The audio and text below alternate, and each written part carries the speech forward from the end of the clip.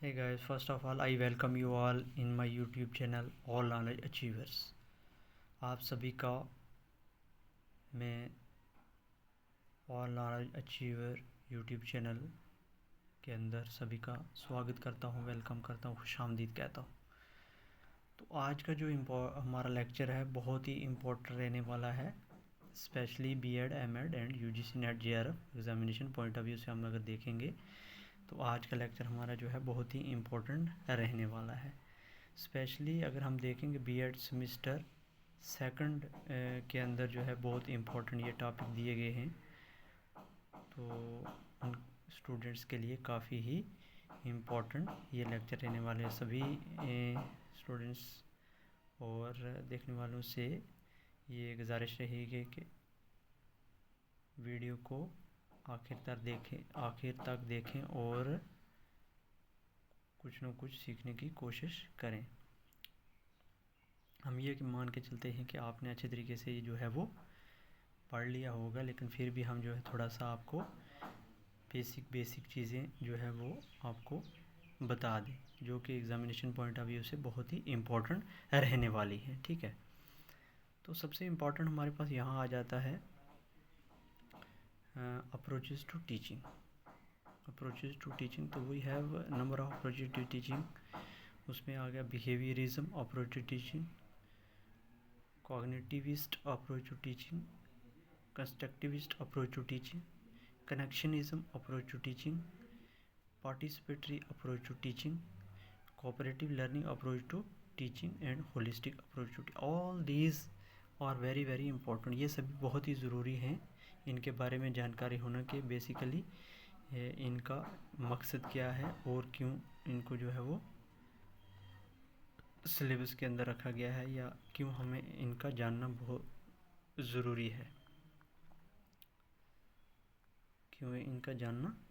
है, ठीक है।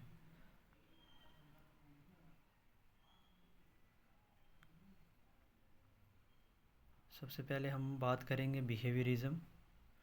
उसका तारुफ इस तरीके से है कि टर्म बिहेवियरिज्म वाज काइन इन 1913। जो बिहेवियरिज्म की टर्म है वो 1913 में जो है वो दी गई।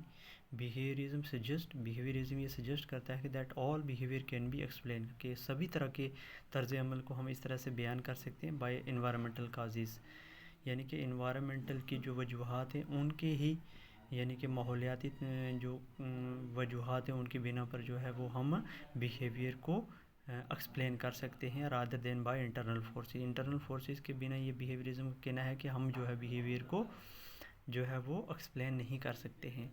Behaviourism is focused on observable behaviour.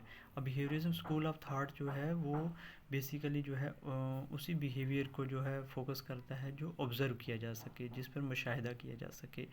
Behaviourism argue that there is no mind, no thoughts, no feelings and the only important thing to consider is behaviour. अब बिहेवियरिज्म स्कूल ऑफ थाट का मानना ये है कि वो इस तरह की जो बातचीत करता है, इस तरह की गौर व फिक्र करता है कि देयर इज़ नो माइंड, कोई माइंड नहीं है, कोई थाट नहीं है और कोई फीलिंग नहीं है, और उनके नज़दीक सबसे इम्पोर्टेंट चीज़ क्या है, बिहेवियर, तर्ज अमल है। उसके बाद हमारे पास यहाँ आ जाता है बिहेवियरिज्म इज़ अ थ्योरी, एक जो है नज़रियात है बिहेवियरिज्म एक्सप्लेन्ड बाय द। अब ये बिहेवियरिज्म एक थ्योरी है expounded by the psychologist BF.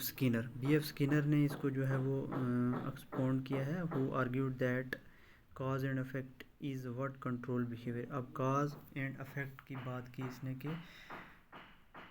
क्या चीज़ वजह बनती है और क्या फैक्टर डालती है बिहेवियर को कंट्रोल करती है, नॉट द माइंड और रीजनिंग। सिर्फ माइंड या रीजनिंग ही नहीं बल्कि और बहुत सारी चीज़ें जो हैं वो बिहेवियर को कंट्रोल करती हैं। The key word to behaviour is conditioning और ट्रेनिंग। अब बिहेवियरिज्म के लिए सबसे इम्पॉर्टेंट चीज़ क्या है, सबसे इम्पॉर्टेंट वर्ड क्या है, कंडीशनिंग। के पहले कोई कंडीशन क्रिएट की जाती है, उसके बाद जो है बिहेवियर में हम जो है वो चेंजेस ला सकते हैं। The story about Pavlov's dog illustrate this idea. Pavlov's का जो डॉग पर एक्सपेरिमेंट था वो अच्छे तरीके से आपने पढ़ा होगा। उसमें किस तरीके से जो है वो डॉग के ऊपर एक्सपेरिमेंट किया गया, किस तरीके से जो है उसमें कंडीशन डिफरेंट बनाएंगी, खाने की कंडीशन बनाई, बिना खाना दिए हुई किस तरीके से वो सलाइवा क्रिएट होता है, या बेल बजाए हुए किस तरीके से जो है वो विदाउट फूड के वो कुत्ता जो है वो डॉग जो है वो अलर्ट हो जाता है, और किस तरीके से सलाइवा क्रिएट करता है, और किस तरीके से वो सीख जाता है कि जब बेल बजाई जाएगी और तब वो खाने का टाइम होगा। तो इस तरीके से जो है हम देख सकते हैं कि किस तरीके से बिहेवियर को जो है बिहेवियर के अंदर तब्दीली लाई जा सके। There are two side to the behaviourist approach के दो स्कूल आगे जो हैं वो अप्रोचेज हैं, जैसे क्लासिकल कंडीशनिंग और ऑपरेंट कंडीशन। अगर देखें हम तो बिहेवियरिज्म है क्या, the theory that psychology can be objectively studies through observable action. Observable action से जो हम जो है जो स्टडी करते हैं वही किस में आता है, बिहेवियरिज्म का मानना, ये सारी चीज़ में आ जाती हैं। ऑपरेंट कंडीशन क्या, subject learn behaviour by associating it with consequences.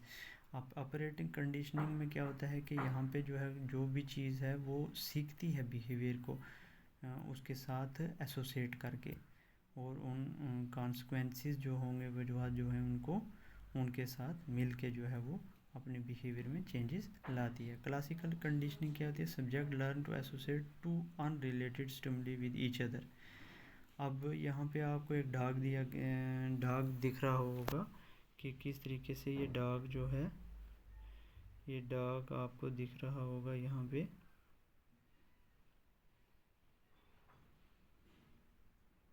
ये डॉग यहाँ पे, और ये आपको दिख रहा होगा बेल भी दी गई है और फूड भी दिया गया, यानी कि दो यहाँ पे चीज़ें दी गई हैं, और किस तरीके से उसमें जो है बिहेवियर को चेक किया जाता है कि क्या बिहेवियर में तब्दीली आती है। स्टिमुलस और रिस्पांस दो चीज़ें इंपॉर्टेंट यहाँ पे क्लासिकल कंडीशनिंग में। उसके बाद हमारे पास यहाँ आ जाता है फिर classical conditioning is simply about conditioning through a neutral stimulus. अब क्लासिकल कंडीशनिंग को सिंपल हम समझ सकते हैं कि इस तरह से ये एक कंडीशन बनाई जाती है जिसमें जो है वो बिहेवियर में तब्दील हो जाए। An example of this is the sound of the bell in school that encourages the automatic response children to go to class. अब हम अगर समझ सकते हैं किस तरीके से स्कूल के अंदर बेल बजाई जाती है और उससे बच्चों को एक जो है वो इनकरेज होते हैं, ऑटोमेटिक रिस्पांस बच्चों को होता है ये कि वो सीधा क्लास में चले जाते हैं। इयान पेवलो जो था उसने क्लासिकल कंडीशनिंग थ्योरी दी 1897 में। 1897 में जो है वो इयान पेवलो ने क्लासिकल कंडीशनिंग थ्योरी जो है वो वजूद में लाई। तो इसमें बहुत सारे आपको यहाँ पे दिख रहे होंगे अलग अलग बिहेवियर है। ड्यूरिंग कंडीशनिंग क्या बिहेवियर था, ये देखिए ड्यूरिंग कंडीशनिंग क्या बिहेवियर था, और उसके बाद जो है आफ्टर कंडीशनिंग क्या बिहेवियर रहा डॉग का। आप देख लीजिए यहाँ पे कंज्यूमर कंडीशनिंग स्टिमुलस आ गया, ब्रेन कंडीशन रिस्पांस आ गया। इस तरीके से आप न्यूट्रल स्टिमुलस देख सकते हैं, new brain initially means nothing to people. इस तरीके से ये इयान पेवलो जी हैं, इन्होंने जो है क्लासिक कंडीशनिंग पर बहुत ज़्यादा काम किया। उसके बाद हमारे पास आ जाता है operant conditioning. Operant conditioning means reinforcing a particular behaviour through punishment और रिवार्ड। अब क्लासिकल कंडीशनिंग में हमने देख लिया कि उसमें जो है वो स्टिमुलस और रिस्पांस की बात होती है, लेकिन जो ऑपरेंट कंडीशनिंग है इसमें री इन्फोर्स किया जाता है, दरअसल बिहेवियर के अंदर पर्टिकुलर बिहेवियर के अंदर री इन्फोर्स किया जाता है, दोबारा से उसको जो है वो उकसाया जाता है थ्रू पनिशमेंट और रिवार्ड। पनिशमेंट से या रिवार्ड से जो है वो बिहेवियर में चेंजेस लाए। An example of this to give some a treat for good behaviour और to berate bad behaviour, यानी कि अब यहाँ हम समझ सकते हैं कि ट्रीट दी जाती है गुड बिहेवियर के लिए और बी रेट बैड बिहेवियर के लिए दिया जाता है, यानी कि अगर किसी ने अच्छा काम किया उसको शाबाश दिया जाता है, अगर किसी बच्चे ने जो है अच्छा काम नहीं किया है तो उसको जो है वो किसी तरह की पनिशमेंट दी जाती है। ठीक है, अब यहाँ आप देख सकते हैं स्किनर बॉक्स। स्किनर दरअसल ये ऑपरेट कंडीशनर दिया है, तो स्किनर ऑपरेट कंडीशनिंग चैम्बर है, आल्सो कॉल्ड स्किनर बॉक्स भी इसको कहा। This was design to teach rats how to push a lever. किस तरीके से यहाँ पे इस बॉक्स के अंदर रैट्स को ट्रेन किया गया। This behaviour is not natural और to rats, so operant condition with positive and negative reinforcement were perform in order to teach the behaviour. अब बिहेवियर को बताने के लिए यहाँ पे किस तरीके से पॉजिटिव और नेगेटिव रीइंफोर्समेंट का पूरा एहतमाम किया गया। Positive reinforcement, a rat was awarded with food when he press the lever. जब वो लीवर को प्रेस करता है तो उसको जो है वो पॉजिटिव रीइंफोर्समेंट दी जाती है, यानी कि उसको क्या दिया जाता है, फूड दिया जाता है। नेगेटिव रीइंफोर्समेंट मीन्स कि ए रैट वाज, अब यहाँ पे हमने देख लिया ये हमारा पॉजिटिव रीइंफोर्समेंट, और उसके बाद हमारे पास ये आ गया, ये पॉजिटिव आ गया, और उसके बाद ये नेगेटिव, ये हमारा negative. A rat was able to turn off electric shocks produce by the floor by pressing the lever. तो इस तरीके से जो है वो नेगेटिव रीइंफोर्समेंट इसको दी जाती थी। ये देख लीजिए आप, ये चूहा इस बॉक्स के अंदर बंद किया गया है। देखिए आप गौर से देखिए, इसमें जो है वो ये इलेक्ट्रिक यहाँ पे ग्रिड लगाई गई है, और उसके बाद देखिए आप फूड कप यहाँ पे है, और उसके बाद आपको लीवर ये यहाँ पे आपको जहाँ पे आप देख रहे हैं चूहे की जो टांग है वो लीवर के साथ यहाँ पे टच हो रही है। उसके बाद लाइट देखिए यहाँ पे लगाई गई है, और वह सिग्नल भी दिया गया है, और उसके बाद स्पीकर भी है कि यहाँ पे बॉक्स के अंदर आपको दिख रहा होगा। उसके बाद ये देखिए आप यहाँ पे डिस्पेंसर ट्यूब जो है ये रखा गया है। उसके बाद देखिए परफेक्ट डिस्पेंसर रखा गया है, ये देखिए आप।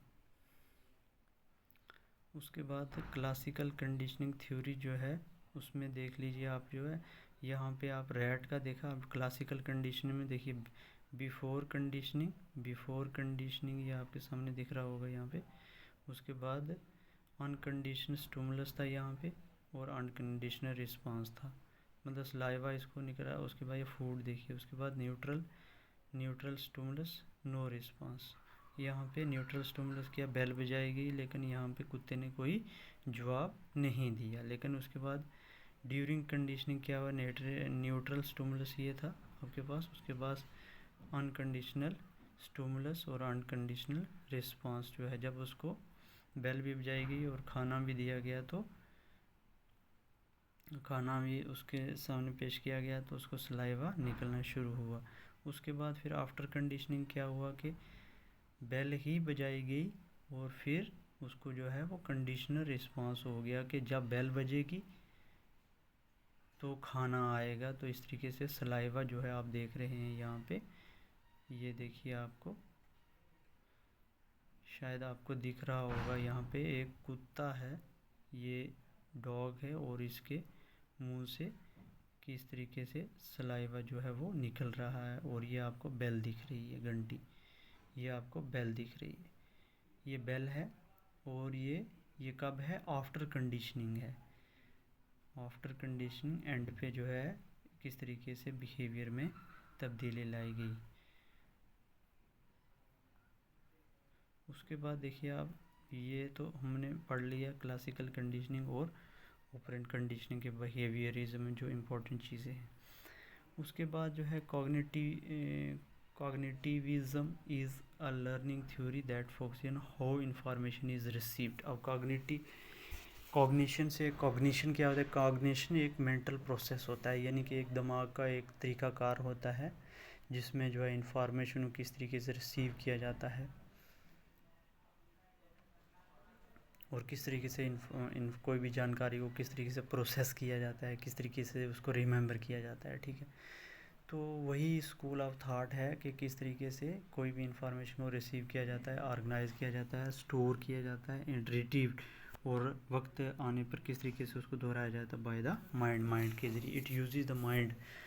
अब कॉग्निटिविज्म माइंड का ज़्यादा फोकिया देते हैं, एज एन इंफॉर्मेशन प्रोसेसर कहते हैं उसको। क्या कहते हैं, information processor, like a computer और एक कंप्यूटर जो है इसको बताते हैं माइंड को। कॉग्निटिज्म स्कूल ऑफ थॉट के cognitivism look beyond observable behaviour, observable behaviour से कहीं दूर ये जो है इसको माइंड को जो है वो ज़्यादा अहमियत देते हैं। Viewing learning as internal mental process, learning क्या है? इंटरनल मेंटल प्रोसेस है।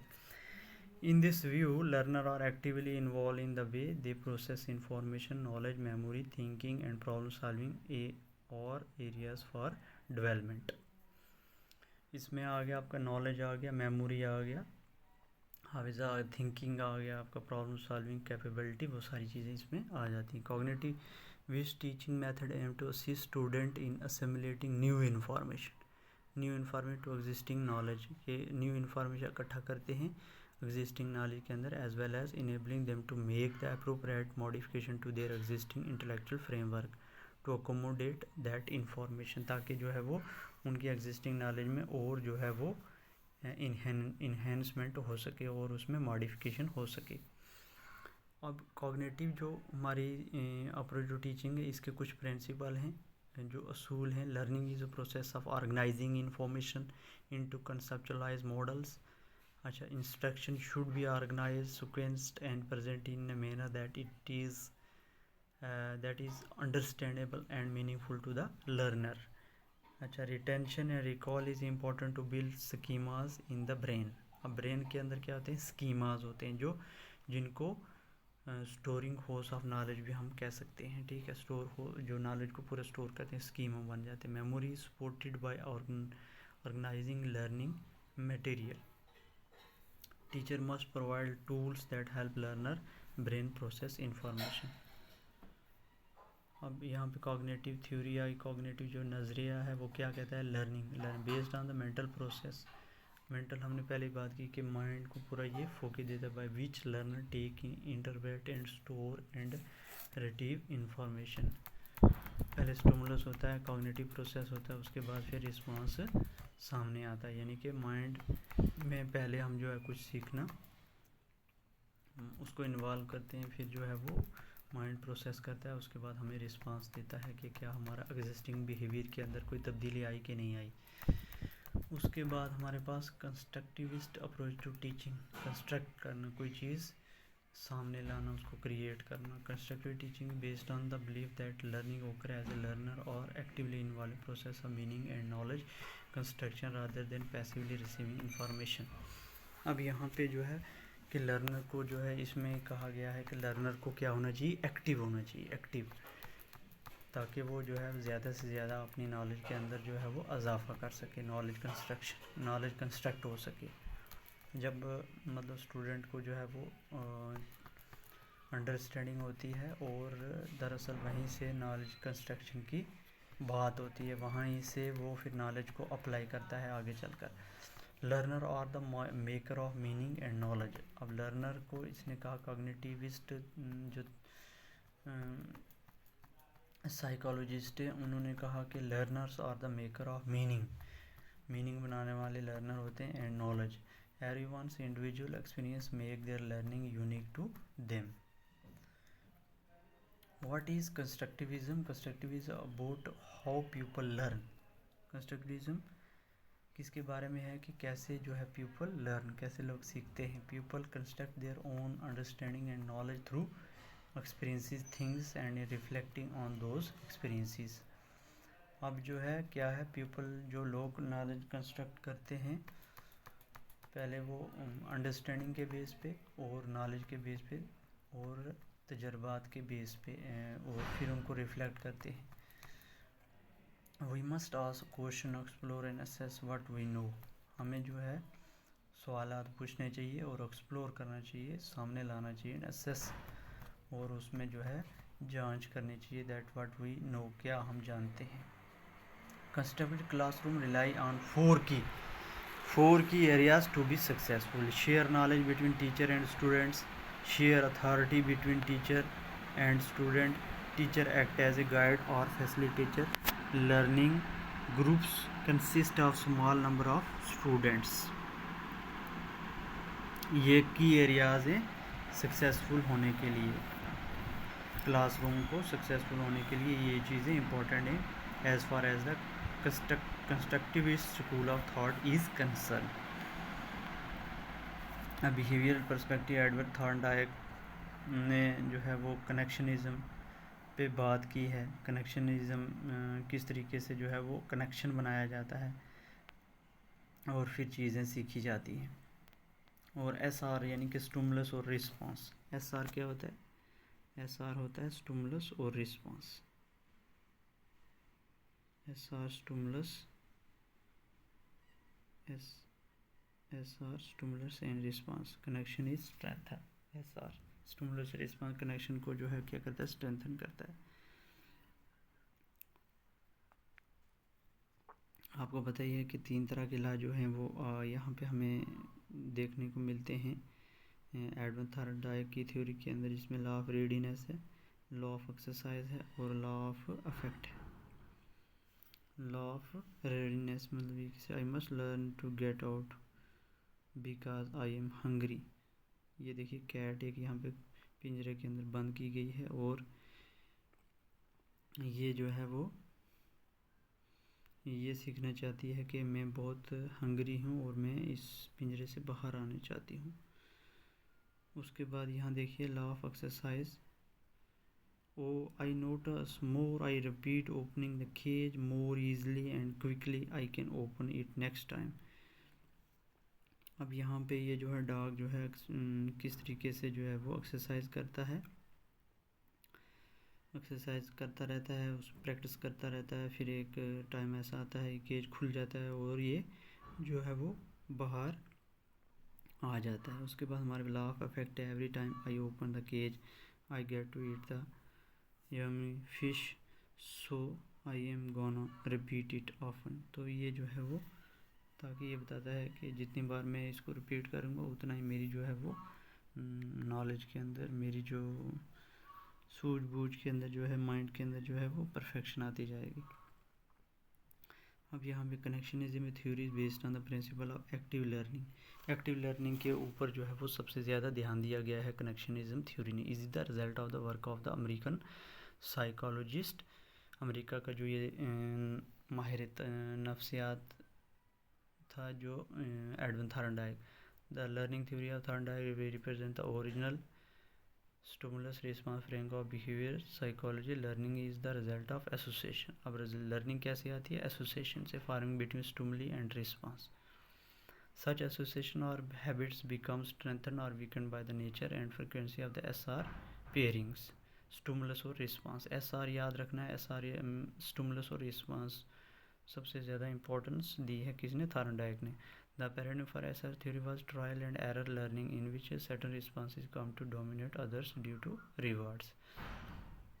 और थॉर्नडाइक की थ्योरी को ट्रायल एंड एरर थ्योरी का, यानी कि किस तरीके से आप जो है वो गलतियां करते रहते हैं और उससे सीखते रहते हैं और इस तरीके से आपको जो है वो आपकी लर्निंग के अंदर, आपकी कंसेप्ट के अंदर परफेक्शन आती रहती है। यानी कि एक बार अगर आपने सीख लिया, आप गलती करते हैं तो घबराना नहीं है, नेक्स्ट टाइम उससे और कम होगा। तो एक टाइम ऐसा आएगा कि आप इस तरीके से सीख जाते हैं कि आप जो पूरी उसमें मास्टरी हासिल कर लेते हैं। तो यही कहा है उसने कि trial and error is very very important. और जितनी किसी चीज़ के ऊपर आप जो एक्सरसाइज करेंगे उसको ज़्यादा से ज़्यादा आप सीख पाएंगे।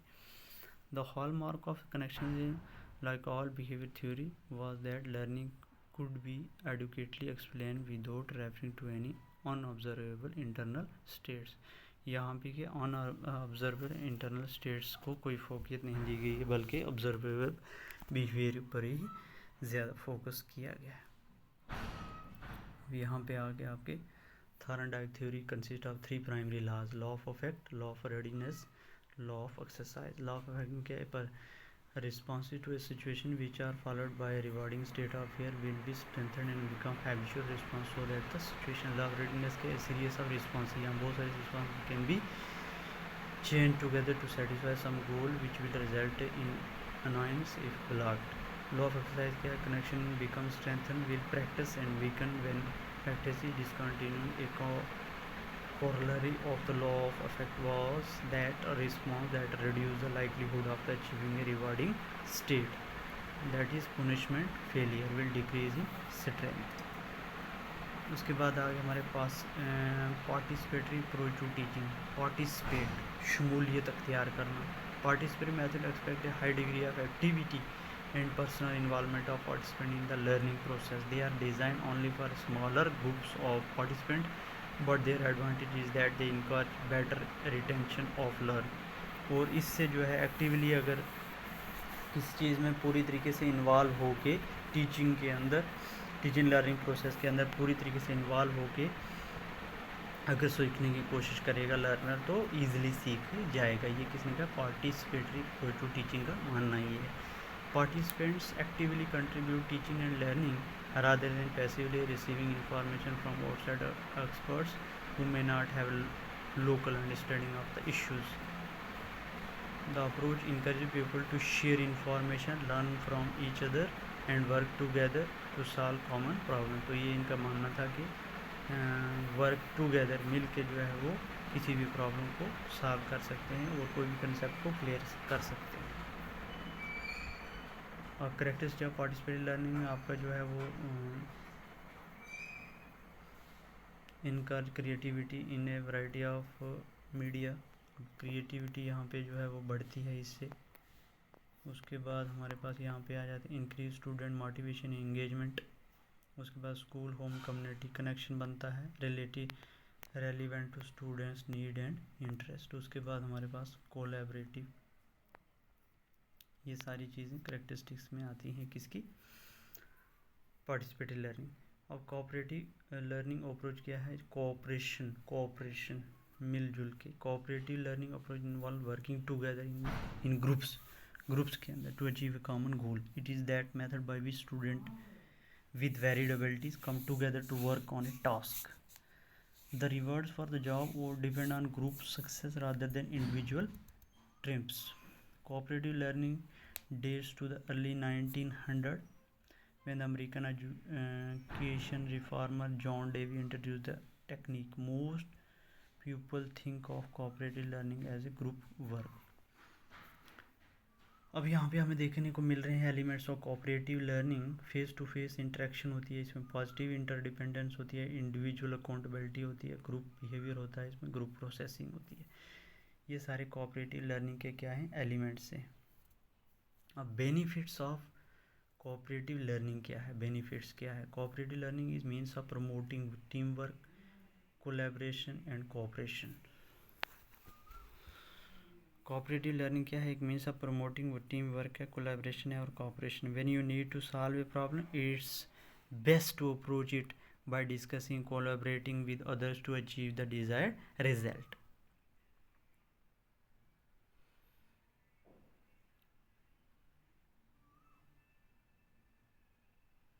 यहाँ पे देख लीजिए, ये सभी लोग मिल के जो है वो कोई चीज़ सीख रहे हैं और किस तरीके से कोऑपरेटिव वे में जो है वो क्लासरूम के अंदर जो है वो चीज़ें सीखी जा रही हैं। तो इस तरीके से benefit of cooperative learning, benefit of cooperative learning. Cooperative learning is a means of promoting team work, collaboration, cooperation.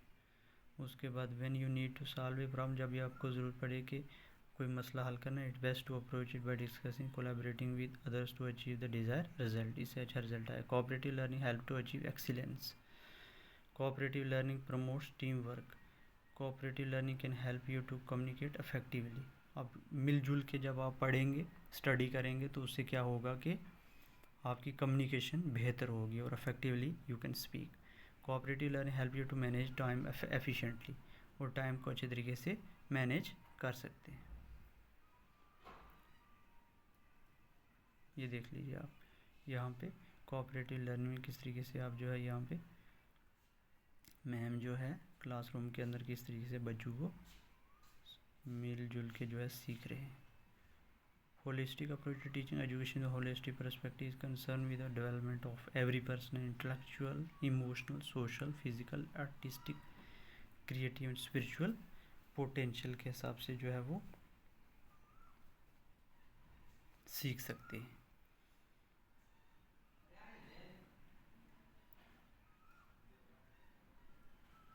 यहाँ पे आप देख लीजिए holistic, complete, all, holistic means all round development, जिसमें आपका इंटेलेक्चुअल जहनी तौर पर, उसके बाद इमोशनल जज्बाती तौर पर, सोशल समाजी तौर पर, फिज़िकल जिस्मानी तौर पर, उसके बाद आर्टिस्टिक का आ गया आपका फ़नकाराना तौर पर, उसके बाद क्रिएटिव कोई चीज़ पैदा करने की सलाहियत, स्पिरिचुअल जिसमें रूहानी और पोटेंशियल भी आपके अंदर आ जाता है। तो ये हो गया होलिस्टिक अप्रोच टू टीचिंग, यानी कि सारी डेवलपमेंट जो है वो डेवलप की जाती हैं लर्नर के अंदर।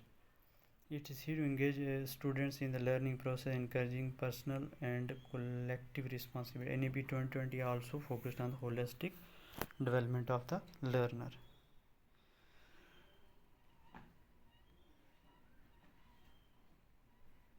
NEP 2020 नेशनल एजुकेशन पॉलिसी 2020 जो है वो इस पे होलिस्टिक डेवलपमेंट पे ही focused on the holistic development of the learner. उसके बाद आ गया आपका होलिस्टिक में क्या आता है, उसमें आपका कॉग्निटिव आ गया, साइकोमोटर आ गया, स्पिरिचुअल आ गया, उसके बाद आपका मॉरल आ गया, सोशल आ गया, इमोशनल आ गया। तो ये सारे मिलके क्या बनाते हैं आपका होलिस्टिक, यानी कोई भी डेवलपमेंट आपके अंदर कोई भी डेवलपमेंट जो है वो बाकी ना रहे, सभी डेवलपमेंट आपके अंदर जो है वो डेवलप की जाए, तो यही मानना है। उसके बाद जो है आपका मॉडल्स ऑफ टीचिंग है, जिसमें the concept attainment model of teaching, advance organiser model of teaching, jurisprudential inquiry model of teaching, inquiry training model of teaching. These are the different models.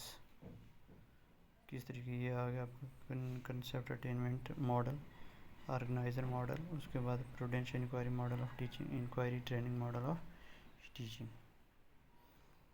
एक एक करके हम जो है वो देखेंगे। Concept attainment model of teaching, concept attainment model based on the research efforts of Jerome Bruner. अब इसने ब्रूनर ने जो है वो इस मॉडल को जो है वो तैयार किया। This model is design to lead student to a concept by asking them to compare and contrast examples, जहाँ पे जो है बच्चों से ये पूछा गया कि वो कंपेयर करें और कंट्रास्ट करें एग्जांपल को, जो भी मिसालें that contain the characteristics or attributes of the concept with example that do not contain these attributes. Brunner concept attainment model. Brunner concept attainment model is a teaching strategy that involves the presentation of examples and non-examples of a particular concept to help student develop a deeper understanding of the concept. तो basically ये बहुत ही important जो है model दिया गया Brunner के द्वारा। ब्रूनर ने बहुत ही अच्छे तरीके से इसको दिया कि कंसेप्ट अटेनमेंट मॉडल किस तरीके से, कोई भी तस्वर है, कंसेप्ट है, उसको किस तरीके से हासिल करते हैं आप, जिसमें आप जो है वो एग्जांपल देते हैं ज़्यादा से ज़्यादा, ताकि बच्चों को ज़्यादा से ज़्यादा समझ आए और ज़्यादा से ज़्यादा वो सीख पाएँ।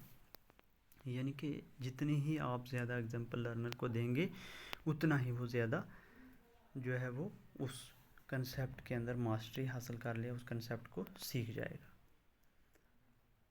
बेसिकली कंसेप्ट एंड मॉडल क्या है, इट्स एन इंस्ट्रक्शन और टीचिंग स्ट्रेटजी है based on the principle of concept formation, ताकि कंसेप्ट जो है वो फॉर्मेशन होती है, बनते हैं। Learning comes through structure inquiry, student identify the attributes of concept by analysis, comparison and contrasting examples based on Jerome concept attainment approach. ये जो है किस पे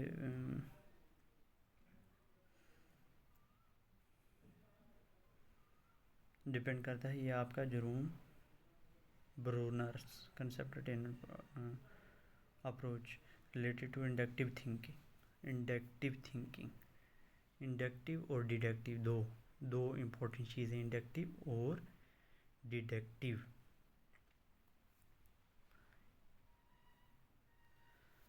अब डिडक्टिव में क्या होता है कि हम जो है जर्नल से पर्टिकुलर की तरफ जाते हैं, और इंडक्टिव में क्या होता है, हम पार्टिकुलर से जर्नल की तरफ जाते हैं। यूँ समझ लीजिए कि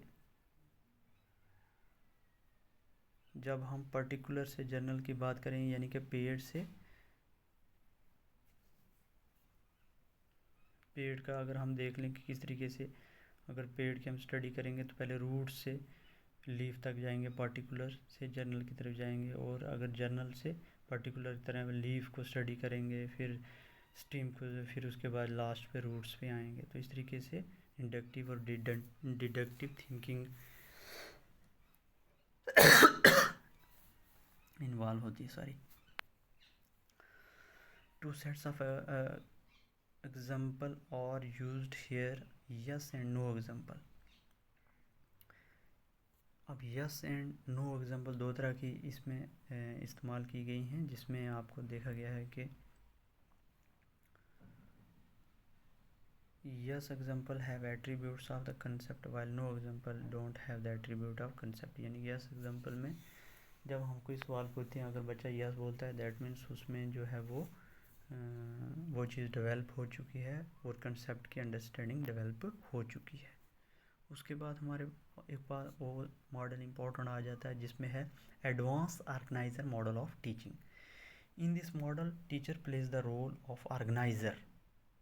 यहाँ पे टीचर ऑर्गेनाइजर होता है सब्जेक्ट का, मैटर का, and present information through lectures, readings and providing task to the learner to integrate what has been learn. क्या चीज़ सीखी गई है, वो सारी चीज़ें टीचर जो है वो यहाँ पे ऑर्गेनाइजर का रोल प्ले करता है। In this approach teacher is responsible for organising and presenting what is to be learn. क्या चीज़ जो है सीखनी है वो चीज़ें प्रेजेंट करता है।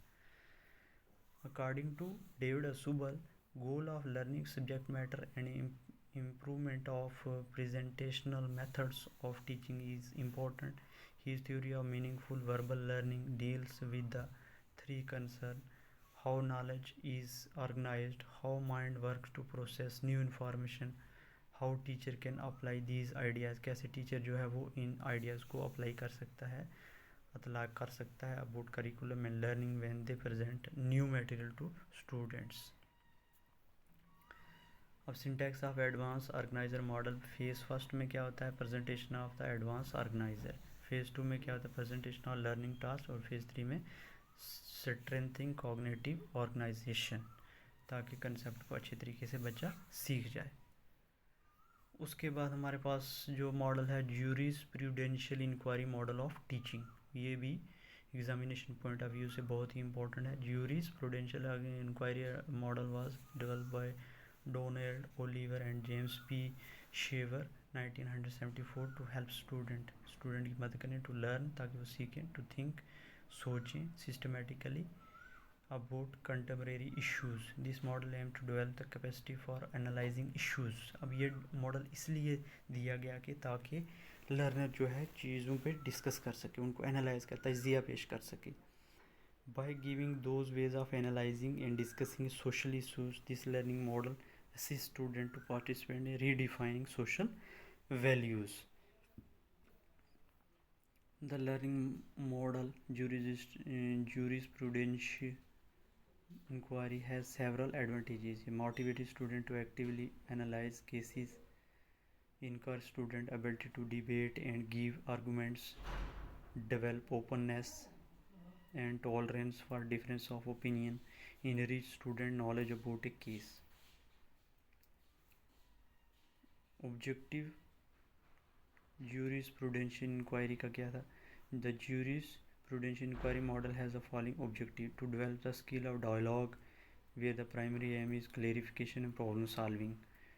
उसके बाद to develop such skill in the student, इस तरह की स्किल उनके अंदर, हुनर जो है बच्चों के अंदर डेवलप की जाए, where they look at discussion as a process of mutual inquiry and clarification rather than combat. To develop such an attitude, उनके अंदर इस तरह का एटीट्यूड डेवलप किया जाए amongst the students that they begin to recognize that each person is entitled to have his or her own opinion. To help the students to understand those values are complex and they can analyze the situation by rationing thinking.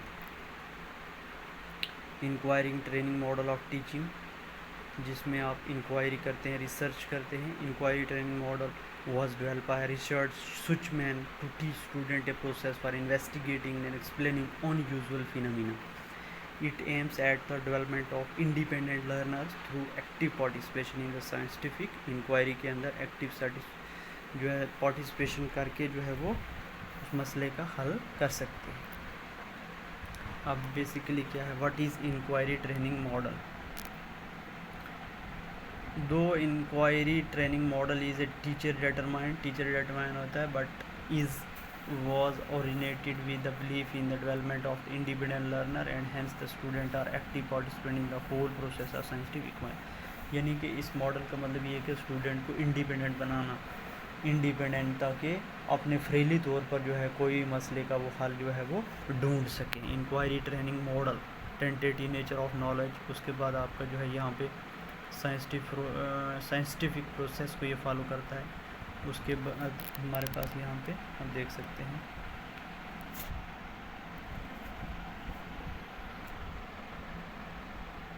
आप देख सकते हैं यहाँ पे पहला आ गया scientific process, उसके strategy for creative inquiry, spirit of creativity, independent of autonomy and in learning.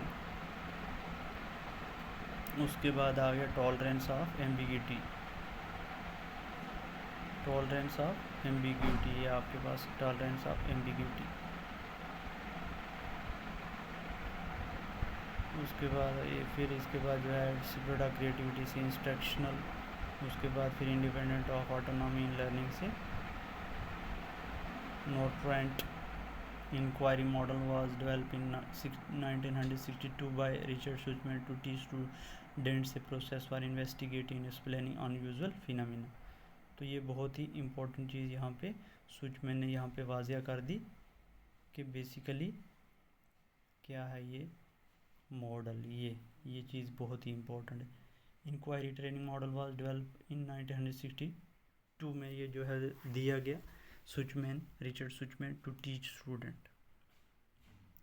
Student a process, एक तरीकाकार उनको जो है वो टीच करना for investigating and explaining unusual phenomena.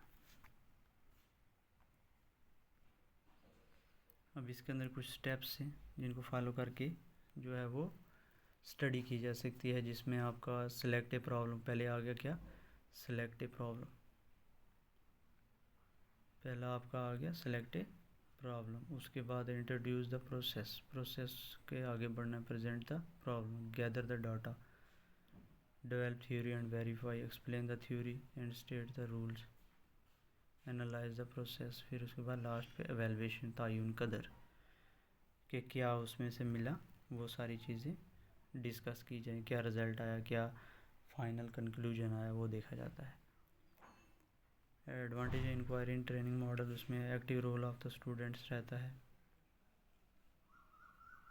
ये जो active role of students, learning by doing, experimental, self confident हो जाता है student, elaborate the problem, critical thinking develop होती है, एक्सप्लेनेशन अच्छे तरीके से दे पाता है। तो थैंक यू वेरी मच आप सभी का हमारे चैनल्स के साथ जुड़ने के लिए, और इसी तरीके से आप हमारे चैनल के साथ जुड़े रहें।